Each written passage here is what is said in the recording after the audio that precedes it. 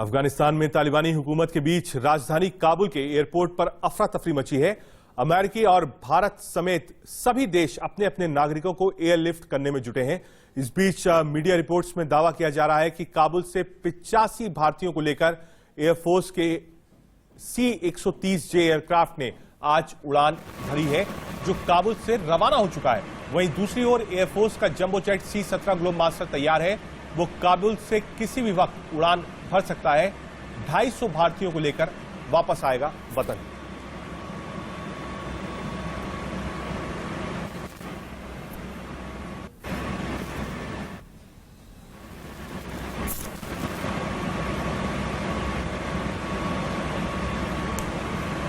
काबुल से 85 भारतीयों को लेकर एयरफोर्स के विमान रवाना। एयरफोर्स के C-130J एयरक्राफ्ट ने काबुल एयरपोर्ट से निकला।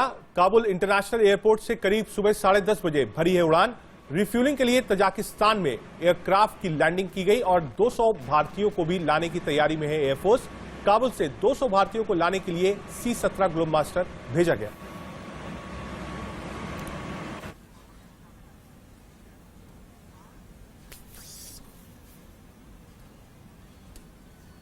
हमारे साथ हमारे खास मेहमान मेजर मोहम्मद अली शाह साहब मौजूद हैं। शाह साहब, आगे कैसे देखते हैं अफगानिस्तान को, या तालिबान कहा जाए, क्योंकि जो शरिया का नियम है वो कह रहे हैं हम उसको लागू करेंगे, बरादर पहुंच चुका है।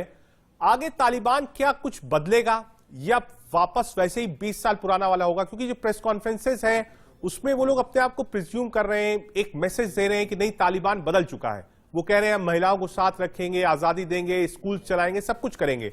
लेकिन जो एक्शन ग्राउंड्स पर दिख रहा है, जो हैवानियत दिख रही है, उसमें और कथनी और करनी दोनों में अंतर है। शाह साहब जी देखिए, वो जो स्कूल की टीचर हैं उनको तो रोकेंगे नहीं, मगर जो महिला एंकर हैं, क्यों टीवी पे आती हो तो क्यों आओगी, इस तरीके से उनको मना कर देंगे। लेकिन जी हाँ, वो सॉफ्टवेयर तो होंगे, लेकिन अभी भी वो जंगली है। मैं बोल रहा हूं, अभी भी वो जाहिल होंगे। और जो तालिबान जो है ना, उनकी जो बहादुरी जो है वो कहां तक सीमित है आपको बताता हूं। मैं ये बताता हूं आपको, जो निहत्ते होंगे ना उन पे वार करेंगे ये, जो औरतें होंगी उन पे अपनी बहादुरी दिखाएंगे ये, जो बच्चे होंगे ना उन पे बहादुरी दिखाएंगे। अरे कहीं छुप के खामोशी से जाके बम लगा के तेज तेज भाग जाना, बम फटेगा, उसको देख के उनको बड़ा मजा आएगा। मगर जो असली फौज जो होगी, फोर्स होगी, उनका सामना करने में इनमें हिम्मत नहीं है भाई।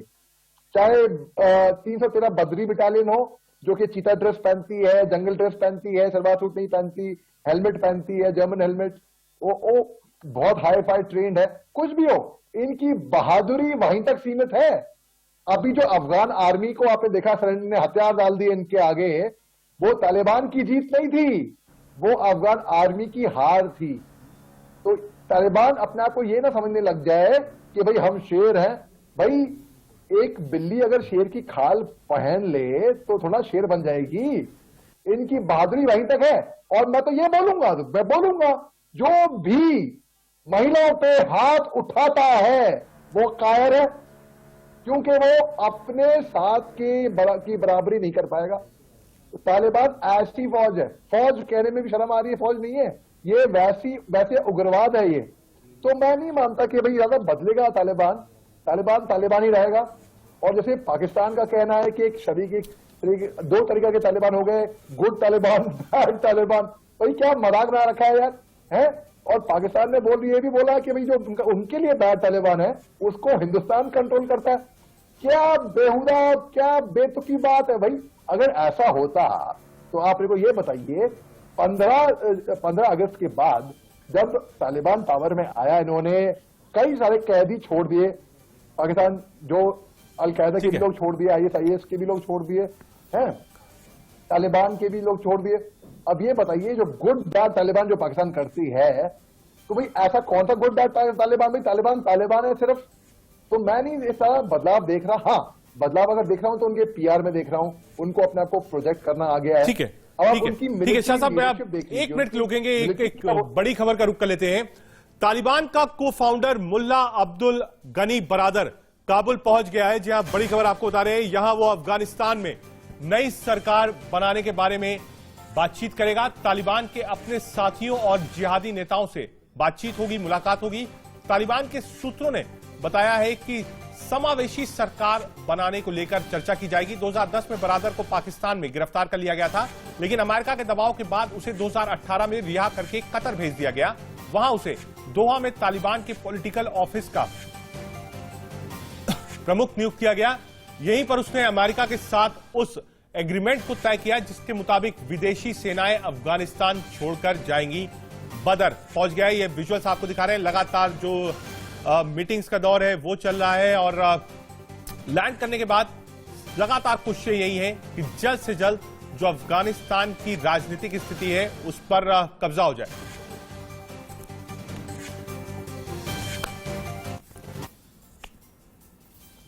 शाह साहब, आप हमारे साथ हैं। बरादर का जाना, मुलाकातों का दौर शुरू होना, एक तरफ अमेरिका से भी एग्रीमेंट साइन किया बरादर ने, रूस से भी बातचीत करी। क्या मानते हैं कि जो जियो पॉलिटिकल स्थिति है वो कमोवेश अब बदलेगी शाह साहब? भाई देखिए, जियो पॉलिटिकल स्थिति बदलेगी एक तरीके से। जैसे कि अब आप लीडरशिप ले लिए तालिबान की, आपने मुल्ला बरादर की बात करी। अब मुल्ला बरादर हमें देखना होगा कि है कौन, पहले ये देखना है। मुल्ला बरादर जो इन्होंने और मौलाना मोहम्मद उमर ने तालिबान की शुरुआत करी थी अर्ली 90 से, और ये दोनों जो एक वन आई क्लैन थे, मुल्ला मोहम्मद उमर, इनके बचपन के दोस्त हैं। जब ये टीनेजर थे तब के दोस्त हैं ये, और मौलाना उमर ने ही वो नाम दिया था इनको ब्रदर, यानी कि भाई जैसे के हैं। अब कहा यह भी जाता है कि ब्रदर की जो मौलाना उमर की जो बहन है उनसे विवाह हो रखा है, और ये मतलब मैं बड़ा फर्क देख नहीं पा रहा हूं इन लोगों में। और इनकी जो सत्ता जो अभी आएगी 31 अगस्त के बाद, जब यूएस ट्रूप्स चले जाएंगी। अब आप मुझे ये बताइए एक और बात आप, कि अशरफ घनी जो भाग गए थे लेकर मनी, ऐसा जो कहा जा रहा था, ये इनको तालिबान नेता दे रहा है वापस अफगानिस्तान लौटने का, और ये सोच भी रहे हैं वापस आऊं कि नहीं आऊं। अरे भाई, सेल्फ रिस्पेक्ट भी एक चीज होती है ना। 27 फरवरी 1996 में डॉक्टर मोहम्मद वजीबुल्लाह को फरेआम यूएन ऑफिस से निकाल के, जहां पे वो शेल्टर ले रहे थे, उनको लटका दिया गया था। तो घनी यही बात डर के भाग गए थे कि कहीं उनको ना लटका दे जाए, और वो बाद में एक चीज और अगर आपसे समझना चाहेंगे, क्योंकि आप लगातार पैनी नजर बनाए हुए हैं जो डेवलपमेंट्स हो रहे हैं। शाह साहब, जो विजुअल्स हमने देखे, ठीक है, गनी साहब वहां से भाग गए, कैश लेके चले गए, ठीक है, लेकिन जो पॉलिटिकल मीटिंग्स हुई है उसमें हामिद करजई भी हैं, अब्दुल्ला भी हैं, सब लोग हैं। वो तस्वीर क्या कुछ सेटिस्फैक्शन भारत को देती है? क्योंकि हामिद करजई के बहुत अच्छे संबंध रहे भारत से। हामिद करजई का वापस एक्टिव होना, अब्दुल्ला का एक्टिव होना, क्या ये अच्छे संकेत हैं भारत के लिए शाह साहब?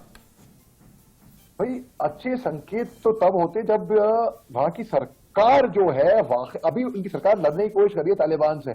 इन्होंने पंचशील में, जो कि 5 शेर जैसे कि जो पांडव के ऊपर रखा गया था, जब पांडव वहां पे मोक्ष ढूंढने के लिए गए थे बहुत पहले, महाभारत के जमाने में, तब की बात। तो ये पंचशील यहाँ पे ये लोग तैयारी कर रहे हैं तालिबान से लड़ने के लिए, लेकिन देखते हैं कितना कामयाब होते हैं। और जितना ये तालिबान को हराएंगे उतना, जी हाँ, ऐसी बात है, ये अच्छी बात है भारत सरकार के लिए, क्योंकि अशरफ घनी से हमारे ताल्लुकात, जैसे हामिद करजई से हमारे बड़े अच्छे ताल्लुकात से। और आपको एक बहुत दिलचस्प बात बताता हूं मैं आपको, मुल्ला ब्रदर ने, ऐसा कहा जाता है, एक डच जर्नलिस्ट है बेटी, उन्होंने ये लिखा था कि मुल्ला ब्रदर ने हामिद करजई की एक दफा जान भी बचाई थी, जब हामिद करजई अफगानिस्तान आए थे तालिबान के खिलाफ लड़ने के लिए। सोचिए आप, जरा सोचिए। और ये भी कहा जाता है कि मुल्ला ब्रदर ने एक बार मौलाना उमर की का इंतकाल तो हो गया था अप्रैल 2013 में, लेकिन मुल्ला ब्रदर ने उमर की भी जान बचाई थी। और मौलाना मोहम्मद उमर के जो भाई के जो बेटे हैं, सबसे बड़े बेटे मुल्ला याकूब, अब वो महज 30-31 साल के हैं, उनका जन्म 1990 में हुआ था। अब जब उनके राइवल, मौलाना उमर की राइवल की बात कर रहा हूं मैं, अख्तर मंसूर ने उनका इंतकाल कराया, उनकी मौत करवाई, उनके ऊपर हमला करवाया, ऐसा कहा जाता था। तब मौलाना याकूब ने मना किया कि नहीं, इन्होंने हमला नहीं कराया, इनकी नेचुरल तरीके से डेथ हुई थी। फिर जब ये अख्तर मंसूर को जब इलेक्ट किया गया तालिबान का हेड 25 जुलाई 2015 में, तब मौलाना याकूब ने मना कर दिया कि भाई मैं इस सत्ता में नहीं आऊंगा। और जब ड्रोन स्ट्राइक्स करी थी अमेरिका ने अफगानिस्तान के ऊपर, जहां पे अख्तर मंसूर को मार दिया गया था, उसके बाद ही हबीबुल्लाह को तालिबान का हेड बनाया गया। हबीबुल्लाह मिलिट्री हेड कम है, रिलीजियस हेड ज्यादा है। वो फतवे जारी करते हैं, बताते हैं मजहबी तौर तरीका क्या होता है, इस तरीके से वो अपना ज्ञान बांटते जाते हैं, जो उनको मुझे डाउट है कि इनको कुछ आता भी होगा वैसे, फ्रैंकली। ठीक है शाह साहब, एक और चीज है जो लोगों के जहन में है, लोग जानना चाहते हैं। कई सोफिस्टिकेटेड वेपन्स हैं, चॉपर्स हैं, असॉल्ट राइफल्स हैं, M4 हैं, बख्तरबंद गाड़ियां हैं, वो अमेरिका छोड़ गया है या तालिबान को दे गया है, ये एक जांच का विषय है। ये कितना बड़ा खतरा है? क्या ये सब एनरूट होके पाकिस्तान ISI अपने हाथ में ले लेगा या तालिबान रखेगा? क्योंकि कई ऐसे सोफिस्टिकेटेड वेपन्स हैं US आर्मी के जो तालिबान के हाथ लग गए हैं। भाई मैं दरअसल ये पूरा मुद्दा अमेरिका को जिम्मेदार ठहराता हूं। मैं पूछे क्यों? इसकी वजह यह है कि 24 दिसंबर 1979 जब ये अफगान सोवियत वॉर जब शुरू हुआ था, उस टाइम पे ये जितनी भी तालिबान की फॉर्मेशन हुई अर्ली 90s में, ये 1989 तक चला। ये उसके बाद फिर 2001 में अमेरिका ने होली वॉरियर इनके ऊपर वॉर अगेंस्ट टेररिज्म छोड़ दिया। इराक में गई US आर्मी, इराक में तो उनको कुछ नहीं मिला। हाँ, बाद में उसामा बिन ये अपना सदाम हुसैन को फांसी चढ़ा दी, जिनके ताल्लुक भी नहीं थे उसामा बिन लादेन से या तालिबान से, इनको कुछ लेना देना नहीं था। लेकिन अमेरिका ने सोचा कि हम कर सकते हैं तो हम करेंगे। हैं, उन्हें लीबिया में उनके राष्ट्रपति को मार दिया। ठीक है, अब अमेरिका ने ही शुरुआत की थी तालिबान की, उनको ही ट्रेनिंग दी थी ताकि ये सोवियत ट्रूप्स के साथ लड़ें। अब अमेरिका ने एक ऐसा भूत तैयार कर दिया जो उनके काबू से निकल गया बिल्कुल।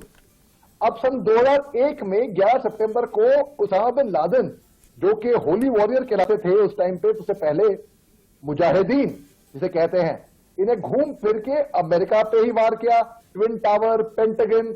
और ये इतनी बड़ा नुकसान हुआ अमेरिका को कि पर्ल हार्बर जो 1940s में हुआ था, उसके बाद अमेरिका को ये मार अब मिली।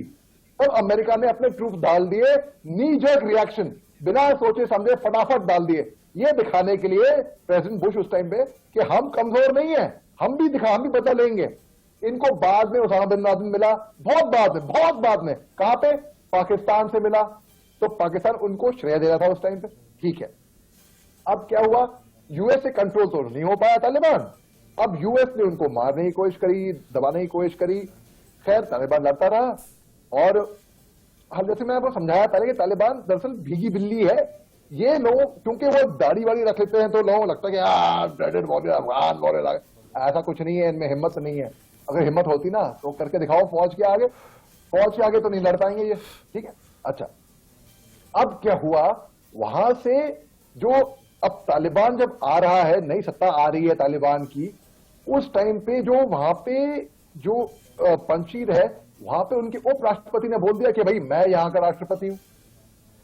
और वहां पे मुल्ला ब्रदर के बारे में स्पेकुलेशन हो रहे हैं कि ये शायद अगले अफगानिस्तान के राष्ट्रपति बनेंगे। लेकिन अगर आप ईमानदारी से बता रहा हूं मैं आपको, अगर मेरे से पूछा जाए तो मुझे नहीं लगता कि ये मुल्ला ब्रदर को राष्ट्रपति बनाएंगे या हेड बनाएंगे वहां का। अब ये टाइम ही बताएगा।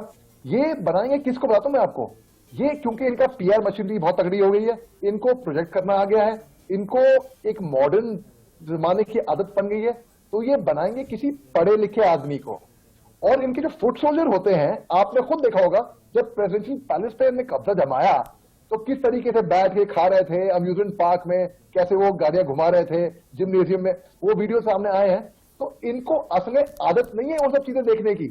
अब अचानक से उनको वो देखने को मिल रहा है, आंखें खुल रही हैं, आंखें फट रही हैं, ऐसा क्या हो रहा है? तो बहुत डिवाइड है।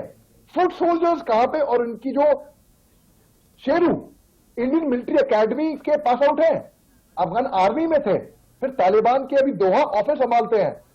ये लोग इनकी जो लीडरशिप है वो वैसी है, एक तरीके से सोफिस्टिकेटेड। शेरू का एग्जाम्पल लेता हूं मैं। और जो फुट सोल्जर है उनमें बहुत डिवाइड है, वो ऐसे गवार है वहां के। ठीक है, उनको पता नहीं कि भाई क्या साहब वक्त की थोड़ी कमी है। आपने अपना कीमती वक्त दिया और एक सटीक विश्लेषण दिया कि आखिर अफगानिस्तान में क्या हो रहा है। बहुत शुक्रिया हमसे जुड़ने के लिए। शाह साहब थे, इन्होंने बताया कि आखिर तालिबान में क्या हो रहा है और जियो पॉलिटिकल इफेक्ट उसका क्या हो सकता है। आगे बढ़े, लेकिन उससे पहले एक नजर हेडलाइंस पर। अफगानिस्तान में क्या डेवलपमेंट्स है, क्या हो रहा है, अब आपको 10 कैमरों से अफगानिस्तान की ताजा सूरत हालात क्या है वो दिखाएंगे। जी हां, 10 कैमरों की नजर से आपको दिखाएंगे कि आखिर अफगानिस्तान में क्या हो रहा है। 10 कैमरे की ली हुई तस्वीरें आपको दिखा रहे हैं। पहली, एयरपोर्ट की तस्वीरें हैं जहां लोग परेशान हैं। दूसरी, कितने हथियार तालिबान के पास हैं जो अमेरिकी सैनिक छोड़ गए थे, वो आपको दिखा रहे हैं। कैंप 3 में आपको दिखा रहे हैं एयरपोर्ट के बाहर की तस्वीरें जहां एक जमावड़ा है और बार बार तालिबानी लड़ाके फायरिंग करते हैं। कैंप 4 से आपको दिखा रहे हैं कैसे अपने बच्चों की जान बचाने के लिए लोग उनको यूएस की आर्मी के जो लोग हैं उनको हैंडओवर कर दे रहे हैं, ये सोचते हुए कि शायद जान बच जाए। कैंप 5 से आपको दिखा रहे हैं लंबी कतारें हैं एयरपोर्ट्स के बाहर। कैंप 6 आपको दिखा रहे हैं ये जो कमांडोज हैं, जो बिल्कुल बदरी कमांडोज इनको कहा जाता है और बिल्कुल यूएस नेवी वाली जो ड्रेसेस हैं उसमें है। कैंप 7 में आपको शहर के हालात क्या है, कैसे भीड़ शहर की भगाई जा रही, वो आपको दिखा रहे हैं। कैंप 8 से आपको दिखा रहे हैं कि आखिर हिजाब पहनना कितना जरूरी है वहां पर। कैंप 9 से आपको दिखा रहे हैं कि सड़क का सूरत हाल क्या है। अफगानिस्तान की तस्वीरें हैं जहां अफगानी झंडों के साथ वहां के लोकल लोग सड़कों पर उतरे हैं। और कैंप 10 से आपको दिखा रहे हैं कि जहां जहां भीड़ इकट्ठा होती है एयरपोर्ट के पास काबुल से बाहर जाने वालों की, वहां वहां तालिबानी गोलीबारी करते हैं।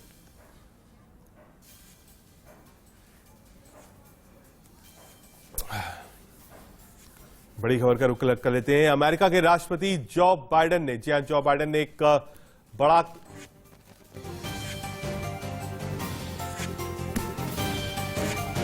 अमेरिका के राष्ट्रपति जो बाइडेन ने अफगानिस्तान में फंसे अमेरिकी नागरिकों से उन्हें घर पहुंचाने का वादा किया है।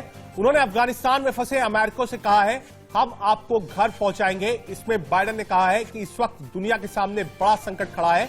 अफगानिस्तान में 6000 अमेरिकी सैनिक ग्राउंड पर हैं। To the Taliban that any attack on our forces or disruption of our operations at the airport will be met with swift and forceful response.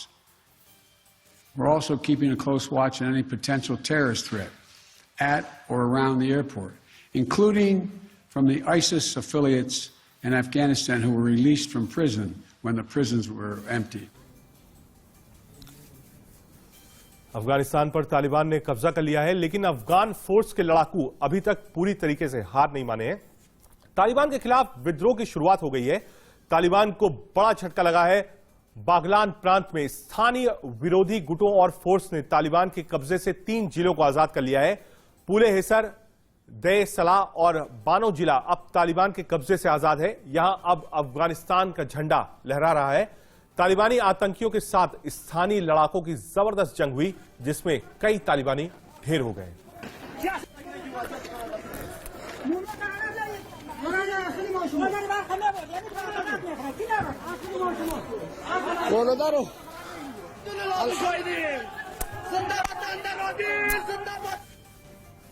अब खबर दिल्ली से। जी हां, दिल्ली में बाजारों को अपने समय से खुलने की इजाजत हो गई है।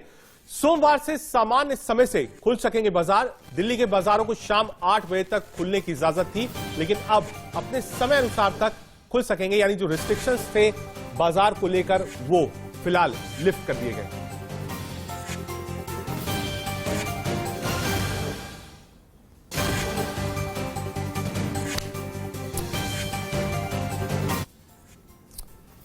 बुलेटिन में फिलहाल इतना ही। देश और दुनिया की बाकी खबरों के लिए आप देखते रहिए इंडिया न्यूज।